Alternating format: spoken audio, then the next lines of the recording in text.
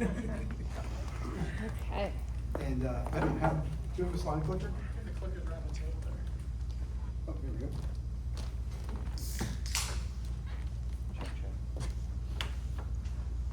Wouldn't be marketing if we didn't at least have a few slides, right? Okay, so networking check, welcome. We're gonna have our panel discussion. We're gonna have a little Q&A at the end here. And we'd like to thank our host, Embark Collective. And they were really great in helping us make this event possible. And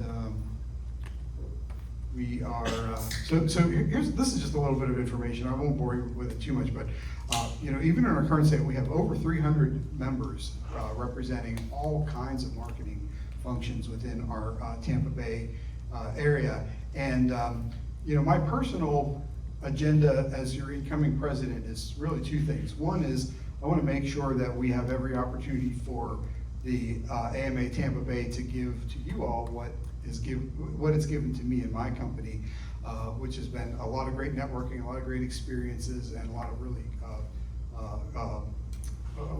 amazing benefits over the years.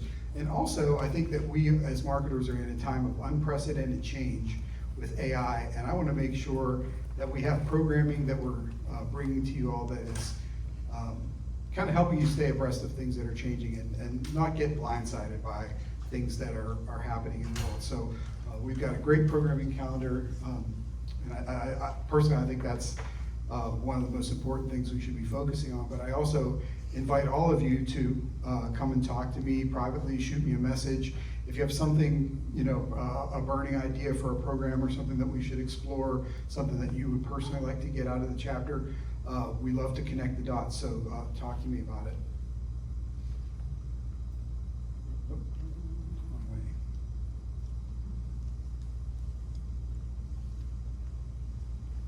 And just a couple of housekeeping things on our national site. We have, or on our website, we have credentialing. We have really good programs from national. We have a really strong job board. If anyone is looking for an opportunity or looking to post an opportunity, we have a really strong job board. And we have this PCM. Does anyone know, who knows what PCM stands for? Does anyone have a PCM? All right, we have a few that have completed, Professional Certified Marketers. So there is a credential that you can earn within our AMA organization, and so there's a lot that you can get out of this thing that frankly we don't take advantage of as much as we possibly could. So next two events that are coming up, we have a networking with the board meeting coming up on Wednesday, June 17th. That'll be over on the St. Pete side at Thrive DTSP, which is a great location. And it's just going to be kind of an informal opportunity to chat, and this is a great place to kind of bring your ideas for things that you'd like to see from the chapter. And then we have marketing and macchiatos, which is a networking meeting. So we're trying to get a strong balance of really good, meaningful educational content, and also lots of just networking events and have a little fun too. So watch for more stuff, but these are the next two things: Wednesday, June 17th, Thursday, July 16th. Save the dates. We'd love to see you there.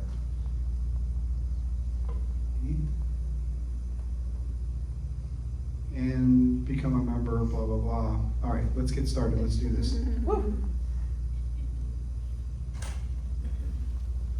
we have intro music? No? All right, who wants to kick it off? Okay, I'll intro. Do we need this? Do we need this? Yeah. Okay.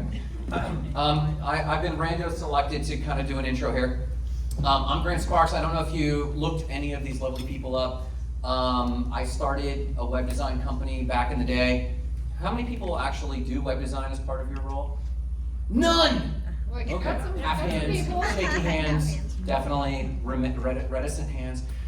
We've been doing website design since 2001. We were doing Dreamweaver, right? And it was the only thing that could keep my AD. Oh my, not now everyone knows about Dreamweaver. That ages us. I think we need younger people. So I started doing it way back then, and then in 2013, Spark Sites was officially launched. We're out of Lakeland, Florida. I didn't have any marketing solutions for small business clients. How many people here work for actually a small business? No, okay, small, okay. Hey, give him a second. I know, but like, Oh, nobody. Like clients are small businesses, or we're a you small yourself business? And what's work small? for yourself, maybe you're a small business, maybe you work for a team, okay, a little bit more. Gross revenue. What'd you say? What's the gross revenue? Well, it depends on, are we talking about the SBA definition? Most marketing solutions advertise that they're small business solutions, and they are not.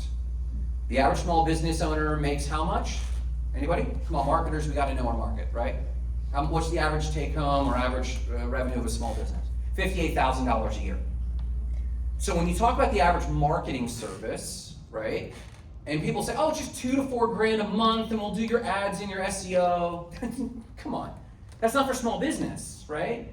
That's for medium-sized business in reality, not SBA definitions or revenue definitions. All that to say, I started my web design company. I felt no integrity whatsoever selling marketing services to actual small business owners. And so then Nicole and I met about 2 or 3 years ago, and we're like, let's just do something crazy. So we did a show, and that was the Hot Spark show. We don't do that anymore, but actually we got really lucky. We had like the Ministry of Marketing and Tourism from Colombia as guests. The country of Colombia. It was like totally wild. It's funny, to do people that. will say yes to podcast shows. They do. We were just doing that. Let's just ask. But then Nicole showed me about influencer marketing, which is what we're here to talk about. And when I started realizing that we could get real ROI, better click-through rates, better engagements, actual production, and the type of production people want to consume, which is the opposite of high production. People don't want that anymore. They don't want your logos anymore. They want human faces. They want something, which is why TikTok blew up, right? And so when Nicole introduced that to me, I said, let's partner. So we're partners. We've been working together at Sparksides for a while. Do you want to now intro the lovely Tala? Sure, that's a good segue.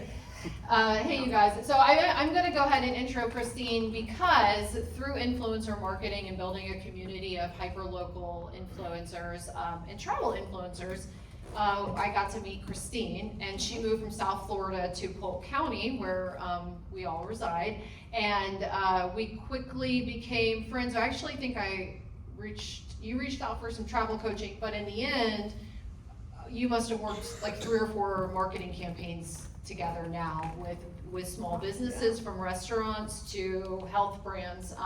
So we've done a lot of business together, but we brought in Christine because we have 3 topics today: how to find influencers, how to work with influencers, and then how to be an influencer. And so we really thought the best person to talk about that is somebody like Christine, who has grown an audience on Instagram and TikTok.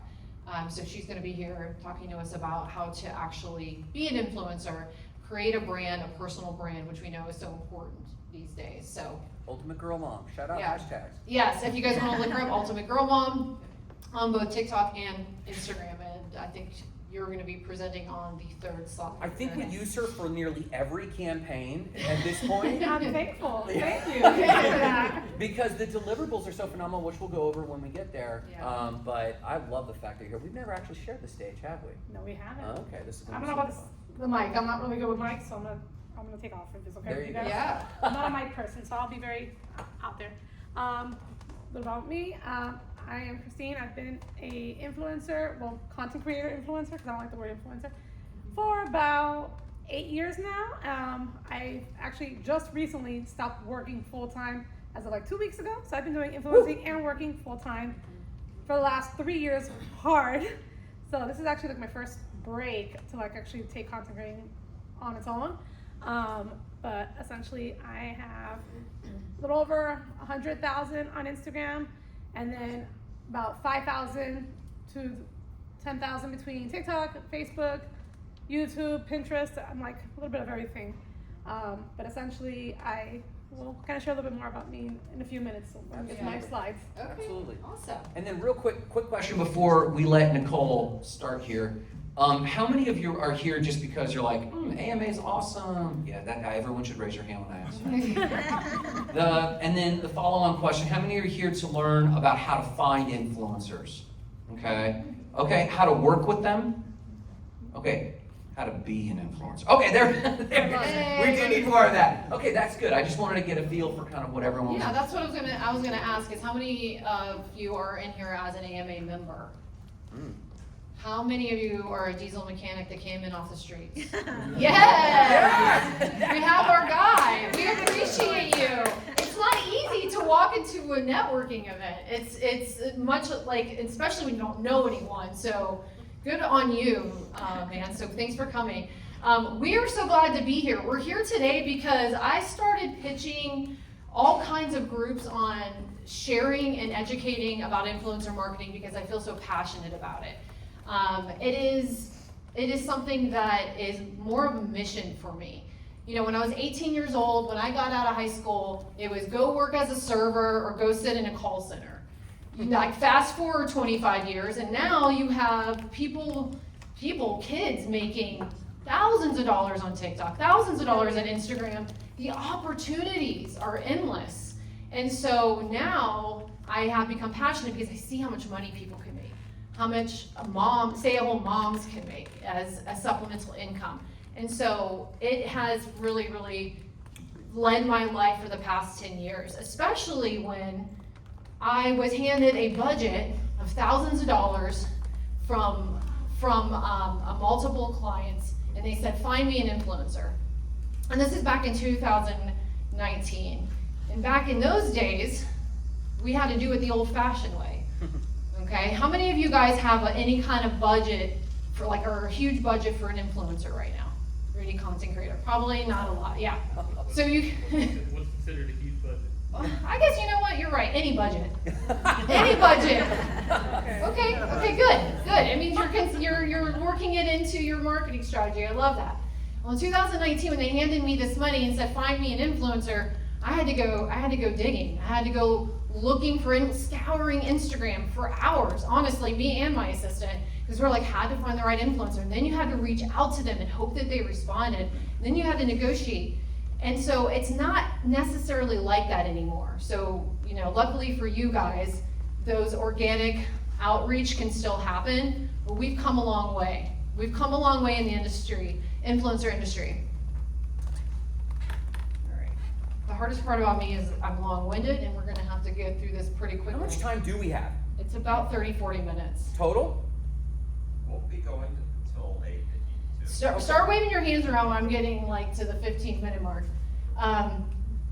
So what we're gonna go over today is I'm a very logical person, meaning I like to give you guys the tools. I can, I'm not the best at cracking jokes or being too charismatic, but I can give you guys the tools. And so that's what we're gonna go through.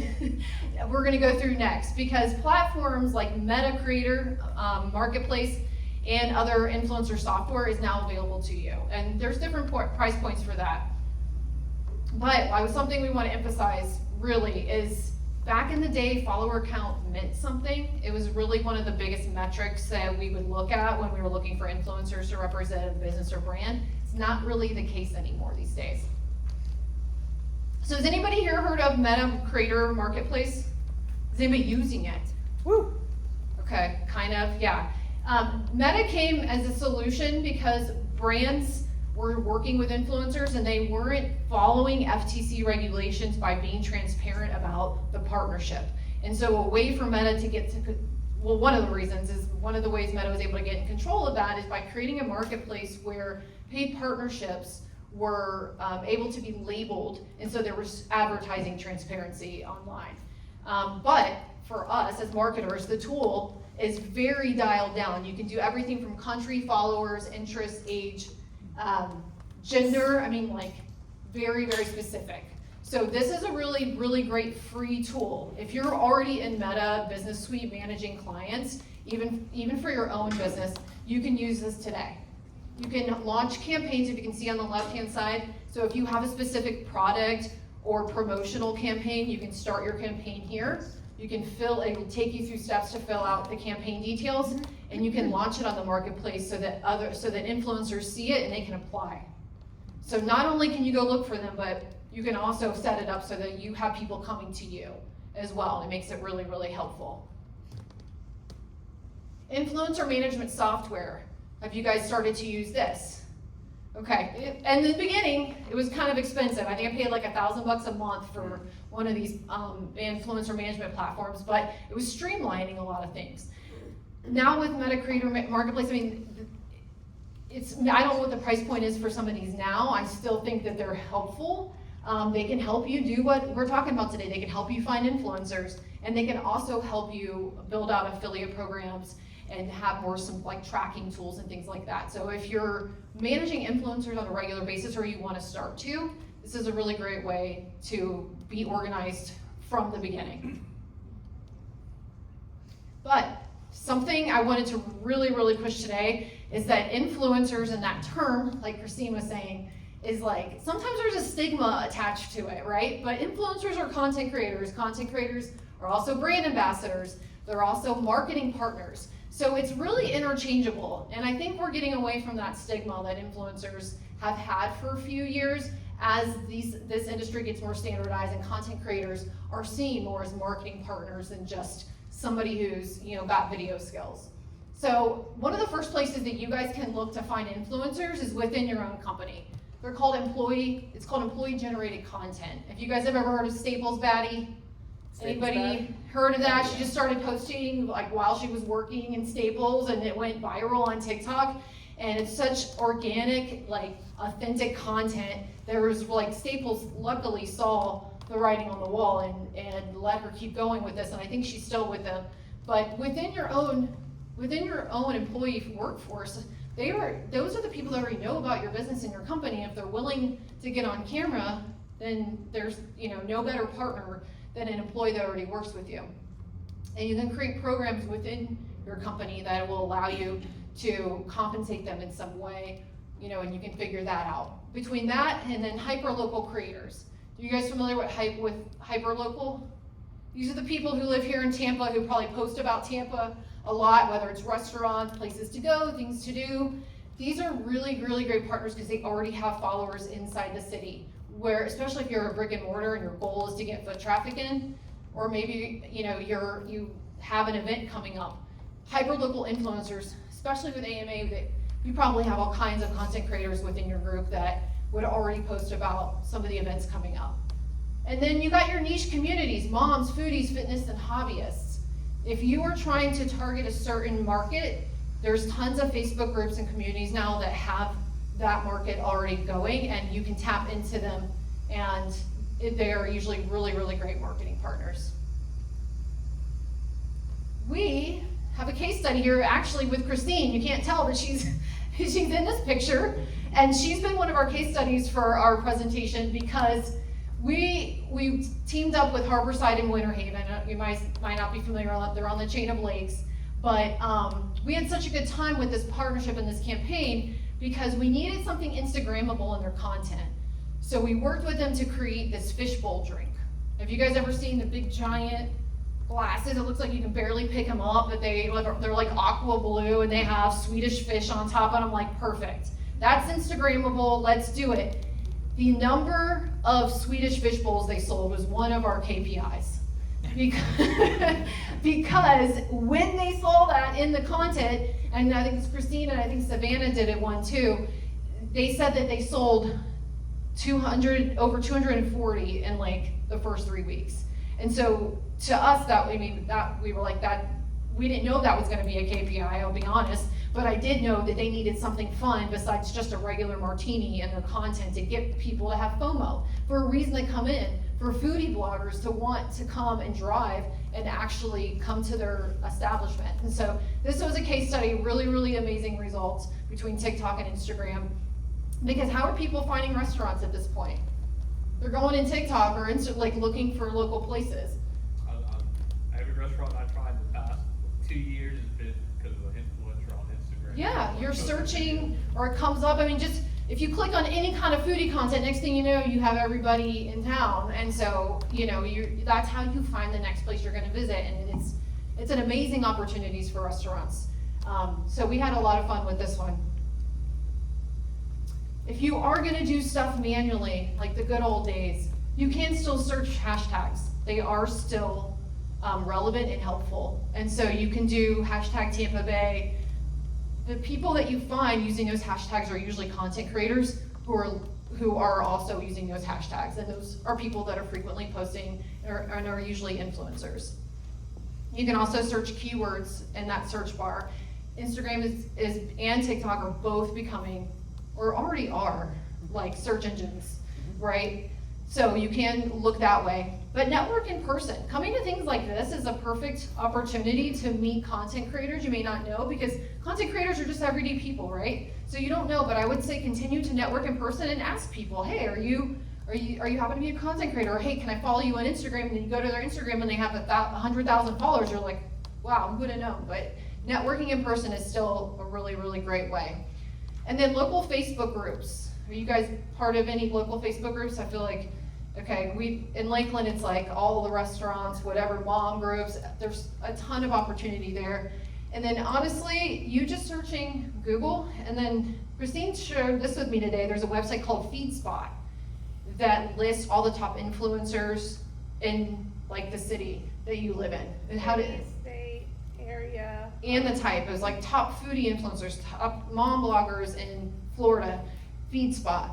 So I learned that today by sitting with Christine and preparing for this very talk. And then what to look for. When you're looking for an influencer, you guys are actually looking for engagement quality. How many people are commenting? How many people are sharing that post? How many people, and is the influencer responding back to them? So engagement is actually way more important than just follower count, as we were kind of hitting on earlier. It's not really about follower count anymore, you guys. It's really, really about the engagement that the content is getting.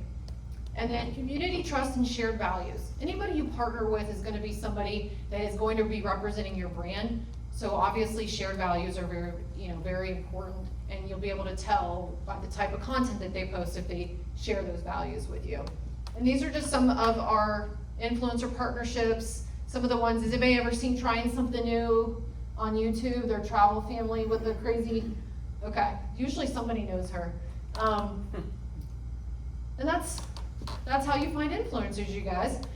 Yep. Questions, yeah. Anything about Creator Marketplace? I heard some of you guys were dabbling with it. Did you guys run into any issues with it when you were trying to use it, or? I don't know, work for like a small business owner. Huh? Is that more for marketers specifically, or is it? No, if you have a business page and you can access the Creator Marketplace, it's the Meta Business Suite. Have you ever used the Meta Business Suite to like post your content or no? Okay. So I think it's like facebook.business.com, but you can type in Meta Business Suite and you can log into your Facebook and it'll actually open up a whole dashboard, and it centralizes all of your Instagram and Facebook messages, so you don't have to go to each app to check messages and things like that. So it just acts as a business dashboard, but part of that is access to the Creator Marketplace. So you could look for an influencer as a small business owner. Yeah, definitely. Okay, awesome. Yeah, you We're good? good. Anybody else? Did she do okay? Yeah. Okay. Yes. Oh, question. So this is obviously very focused on consumer marketing. Are there any B2B examples of using influencers? I would say that's when it jumps over to people who are authorities in their space, like people on LinkedIn who maybe are speakers or are experts in their field. So like say a medical office or somebody who speaks is highly regarded in a certain realm. So what kind of business are you referring to? Professional services, if it's, maybe it's technology, architecture, engineering, construction. Yeah, when it comes to that, it's more of, I would say treated more like a collaboration, in the sense that they may not go create content, but if they speak on your brand, they become almost like a brand ambassador for it, but they are somebody who's already in the industry and it overlaps with you, but you're almost working with them as a spokesperson, as necessarily somebody's gonna go and create content. So whether that's a podcast or some kind of interview, it starts to go into more of that realm. But you can find content creators in every industry, so it's very possible to find somebody who just wants, that you need them to create content for your business, and they're versed and they're good at it, right? So you can outsource it to them. We're gonna ask. Oh, sorry. Just off of her point, you mean B2B, you mean like businesses, network, so, and like auto repair, the independent auto repair industry, like big auto repair shops partner with like transmission, ring manufacturers, engine room manufacturers, brake vendors. Right. A, B, and C, and like, I was like, Dave's Auto Repair, is what I watch. He's there. all his videos are like what other businesses are promoting. Yeah, and they're just promoting each other, yeah. But a lot of times it ends up being like somebody who speaks on that topic a lot on social media or in conferences, and you can have them be like a sort of spokesperson for your brand or collaborate on some kind of project like you were saying on social media. Okay, we'll get to Grant. Yeah, and I would caveat on that, that would be a very interesting problem. Obviously, most influencer work is B2C, you know? But just sitting here processing this while you're asking, I can't say we've done B2B consciously with clients. What were you pointing at? Okay, gotcha. But to finish that thought, it would be very interesting to utilize creators for B2B. But I think your campaign is gonna be hyper dialed down in a different way. The one that comes to mind right now is Corporate Bro. You guys watch Corporate Bro? He now started taking on brand deals with Mint, I think it is, and it is B2C, but then if you actually look at how he makes money, there's a lot of B2B deals that he's doing, because even though he is speaking B2C, that still has value to brand partners, and so I think it's just gonna be a bit more complicated as you go from there, but nuanced is the term I would use there, sorry. So there are two platforms that actually could be beneficial to you. One's called Collabster and one's called Affluenster. And Wow. both you can pay $50, right? You put your script in there or what you want the person to work on. People, just like Facebook Market or the creator, but they're their own little platforms where people sign up, and there are B2B. There are some like very well known, like more people. It's limitless. The people that are on there, and you usually don't have to really pay too much of a fee, other than you also want to make sure that you're not going above your budget. So if you have a $100 budget, you want to make sure that that's the topic. Those two platforms are phenomenal for finding people that are a little bit more niche than your typical. Thank you. What were the names again? Collabster. It's COLLABSTR and AFLUENS. They start spelling all different ways because they're going into the trademark zone, right? And Yeah. the domain Domain zone. name. Yeah, exactly. They can't get just like the one I showed was like inflection with a K, and so it's Killing kind of me. like that. Yeah. Killing me small. Yeah. Well, let's talk about, sorry, I project a little. Click. Yeah. There we go. Let's talk about how to work with influencers. Who has worked and hired influencers? A lot, a few, okay? A while? Yep, you just have the piston hand back there. You're like, yep, definitely. What's been your experience? Awesome experience, super fun and fulfilling, right? False, right? It's not normally the response, and this is kind of what we find most businesses are experiencing. They often have